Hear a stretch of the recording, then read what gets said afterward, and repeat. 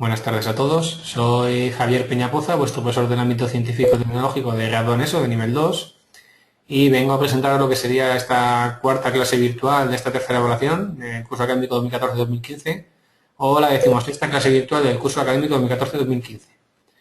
En esta clase virtual vamos a ver la primera parte del tema 1 del bloque temático 2 de la asignatura de tecnología, la energía eléctrica y las energías renovables.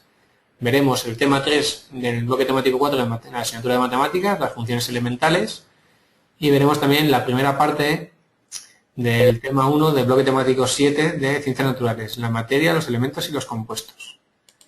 Como viene siendo habitual en este tipo de clases virtuales, vamos a empezar por la asignatura de tecnología, viendo lo que es la energía y sus tipos de transformaciones. La energía, tened en cuenta que es la capacidad que tiene la materia para poder producir un trabajo. Y el trabajo es una de las formas de transmisión de energía entre dos cuerpos. De esta forma, la potencia se define como la relación entre el trabajo realizado y el tiempo empleado para llevarlo a cabo. Las fuentes de energía son recursos existentes en la naturaleza de los que la humanidad puede obtener energía en sus actividades. Y existen diferentes tipos de fuente. Por uno están las fuentes de energía renovables, que son aquellas que pueden regenerarse de manera natural o artificial. Y por otro lado tenemos las fuentes de energía no renovables, que son aquellas que se encuentran de forma limitada y cuya velocidad de consumo es mayor que la de su regeneración potencial. También tenemos otras energías como la energía eléctrica. La electricidad es una de las formas de energía más empleadas en la vida cotidiana, ya que tiene una gran capacidad para transformarse en otras formas de energía y es posible transportarla a largas distancias. Y como generadoras de energía eléctrica tenemos las centrales eléctricas, que son aquellas que transforman la energía procedente de diversas fuentes en energía eléctrica. Por ejemplo, tenemos la central hidroeléctrica, que es aquella que convierte la energía potencial almacenada en un embalse en energía eléctrica. Tenemos la central térmica, que produce energía eléctrica a partir de la energía que se obtiene de la combustión de un mineral fósil como el carbón, por ejemplo. Y tenemos también centrales térmicas nucleares, que son parecidas a las centrales térmicas, pero en este caso para calentar el agua se utiliza la energía liberada de la fisión nuclear que tiene lugar en el interior de un reactor. Pasamos ahora a estudiar el tema 1 del bloque temático 5, asignatura de matemáticas, donde vamos a realizar el estudio estadístico de una función. La parte del estudio estadístico de esta asignatura. Recordad que la estadística es la parte de las matemáticas que se dedica al estudio de los datos, organizándolos en conjuntos para poder elaborar posteriormente con una serie de conclusiones.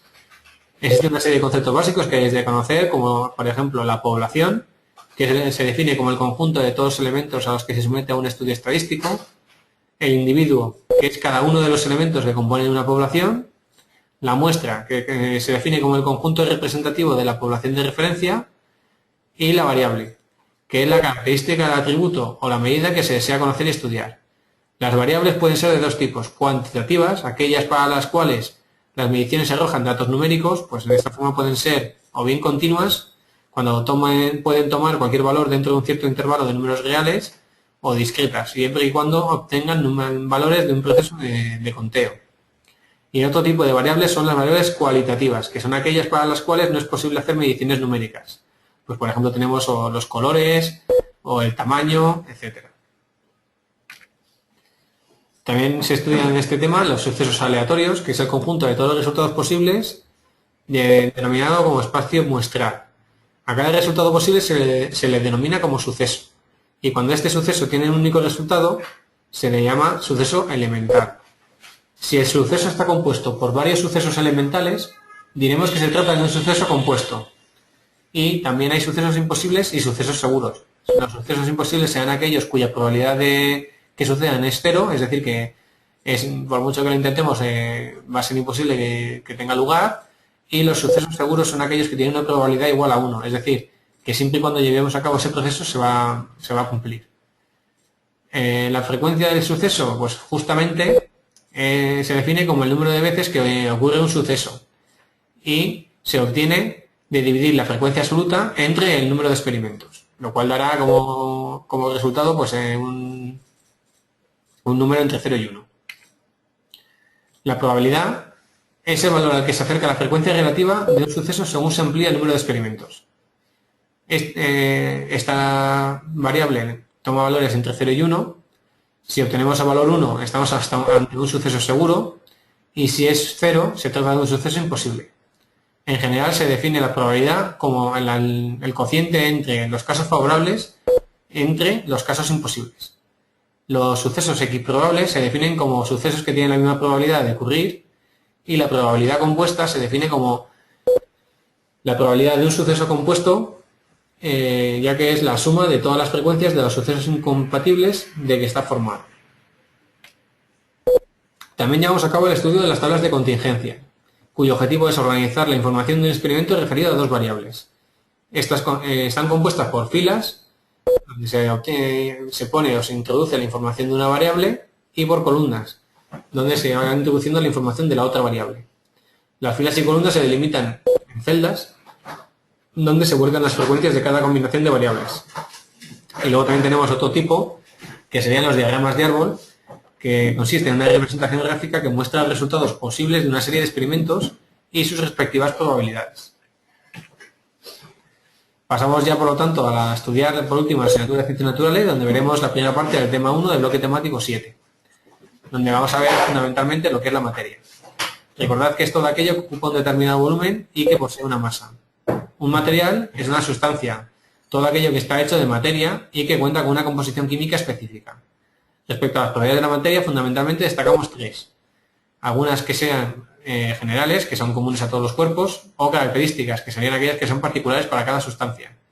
También puede haber propiedades cuantitativas, aquellas que se pueden contar o medir, o cualitativas, que aquellas que no pueden contar ni medir, por ejemplo, los colores o el tamaño. Y por otro lado tenemos también las características o propiedades físicas, aquellas que dependen de la estructura y procesamiento del material, o características o propiedades mecánicas, que son aquellas que describen la forma en que un material soporta las fuerzas aplicadas sobre el mismo.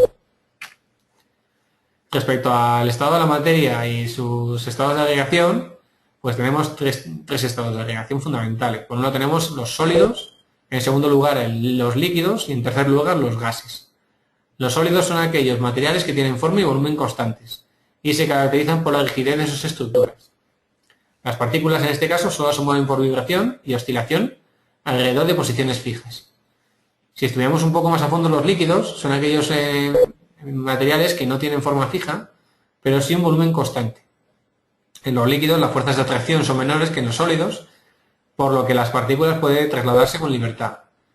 De esta forma, al aumentar la temperatura en un líquido, la movilidad de sus partículas aumenta. El número de partículas por unidad de volumen es alto, lo que hace que las colisiones y fricciones entre ellas sean frecuentes. Por ello, los líquidos no tienen forma fija y adoptan la forma del recipiente que los contiene. Respecto a las propiedades de los líquidos, tenemos fundamentalmente dos, la fluidez y la viscosidad. La fluidez es la capacidad para moverse progresivamente hacia un lugar y la viscosidad se define como la dificultad con la que fluye un material. Y el último de los estados de agregación es el estado gaseoso, cuyos materiales no tienen forma ni volúmenes fijos, tienen una gran variación de volumen a cambiar las condiciones de temperatura y presión, y respecto a sus propiedades pues destacan fundamentalmente dos, la expansibilidad y la comprensibilidad. La expansibilidad es la tendencia que tienen los gases al aumentar el volumen a causa de la fuerza de repulsión, y la compresibilidad, pues la capacidad de los cuerpos para disminuir de volumen al someterlos a una presión o compresión determinada, manteniendo constante los otros parámetros. También estudiamos la teoría cinética de la materia. En este caso nos centramos en el modelo cinético corpuscular o teoría cinética de la materia, que se agrupan pues en estos 5 puntos. Todo lo que nos rodea está constituido por partículas muy pequeñas, es decir, está todo formado por átomos y moléculas. Estas partículas están en constante movimiento y están desordenadas. Existe una serie de fuerzas de atracción entre estas partículas, llamadas fuerzas de cohesión, y las partículas se encuentran a una cierta distancia unas de las otras. En medio de estas partículas no hay nada, por lo que la materia es discontinua. Y, en último lugar, el movimiento de las partículas se hace más rápido al aumentar la temperatura. Respecto a los cambios de estado, son aquellos procesos por el cual una sustancia, cuando lo calentamos o enfriamos, pasa de una forma de agregación a otra. De esta forma tenemos la vaporización o ebullición, que consiste en el paso del estado sólido, del estado líquido al estado gaseoso. Tenemos la cristalización o sublimación inversa, que consiste en el paso del estado gaseoso al estado sólido. Tenemos la fusión o el derretimiento, que consiste en el paso del estado sólido al estado líquido. La licuación o condensación, que consiste en el paso del estado gaseoso al estado líquido. La congelación o solidificación, que consiste en el paso del estado líquido al estado sólido. y la sublimación, que consiste en el paso del estado sólido al estado gaseoso, directamente. Bueno, pues con esto daríamos por finalizada esta 16ª clase virtual del curso académico 2014-2015, o esta 4ª clase virtual de la tercera evaluación. Espero que os sea de ayuda para poder determinar cuáles son los puntos o los factores más importantes a estudiar en estos temas. Y os cito aquí el lunes que viene para la siguiente clase virtual, ya que el jueves que viene pues, es festivo. Un saludo y mucho ánimo con el estudio. Hasta luego.